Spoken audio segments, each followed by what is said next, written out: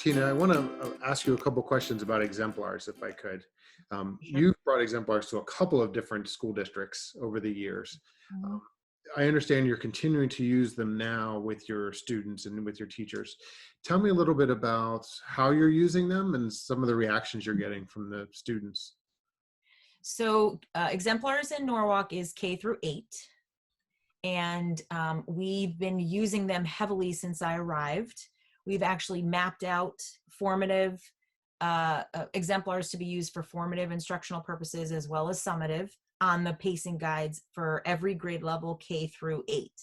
So that was a good structure that we had in place when we moved into this remote environment, because they were already kind of mapped out for them on which ones align to which units of study. When we transitioned to this distance learning environment, we recognized that we cannot do everything that we had already planned with the students from now until the end of the year.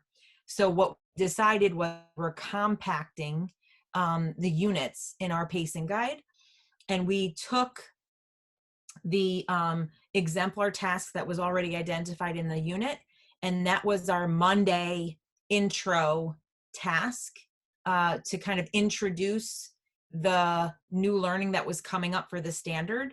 And so we will introduce the task and we keep coming back to it all week long, and then they submit it for their final product at the end of the week. Because our goal, again, is about feedback and growth in this learning environment. So they'll do some work on it, and then they'll take a picture. They'll show it on screen, or they can email it, or they could submit it to Google Classroom. And then teachers can give feedback on it, and they can go back and revise. That's the beauty of those tasks, because they're so deep.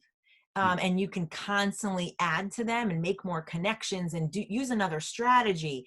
So they may have done one strategy in the beginning of the week, but as they learn something new, the teacher might say, okay, go back and now add another strategy. Now that you may have learned something new or a new way to do it, go add it to your exemplar task. Mhm. And so you should see them. I mean, they're like front to back now, full pages, and they're so proud. I've had students like send me their exemplar tasks from their teachers to say, look how it looked in the beginning and look how it looked at the end. So especially for middle school, you should see the beginning and the end. It's quite awesome how much better they look from the beginning to the end. Yeah. So remember, our K-3 students, all of them, all their plans are offline. It's critical, in my opinion, that we use the model of a flipped classroom, or the idea of the synchronous part of instruction being more about feedback and connecting with the teacher. So there has to be that independent learning outside of that time, so that when they come back together, it's really focused on feedback and growth and asking questions and kids learning from each other. Would you say that the learning is deep and has real value that they're doing with the exemplars tasks? Oh, it's fantastic. I mean, they're very thankful that we have so many of them, Mhm. because as you know, if we maybe have assigned one task per week, depending on the class, maybe you have a couple kids that are stronger and you may want to assign another one to them on that same standard to go deeper. Or because of the different levels that we have access to, you can assign, the more accessible version to the students that need it. So I think having all of those different levels really helps us accommodate the needs of the kids in this environment, especially. Really what we're doing is providing them with the name of the exemplar, what standard it connects to, why we picked it for this phase of learning. And then because they have access to the whole library, they can manipulate it however they choose. Mhm. But we've done a lot of the lift for them to plan it and find it for them. Traditionally, if I'm in math class, I've got 45 minutes or an hour and my kids are in front of me. I see the issues. The kids know I'm right there to ask questions. And now we are in sort of this unsynchronous moment where the instruction happens and then kids are working independently. Hmm. Are kids being successful in that environment? Are there ways to help them be more successful with that? I think because of our schedule, we were very mindful that a kid and or adult cannot be in front of a screen for 6, 7 hours and expect them to learn that intently and deeply for that long of a period of time. Yep. Right on. They need breaks, and they need alternate ways of checking in and asking for help.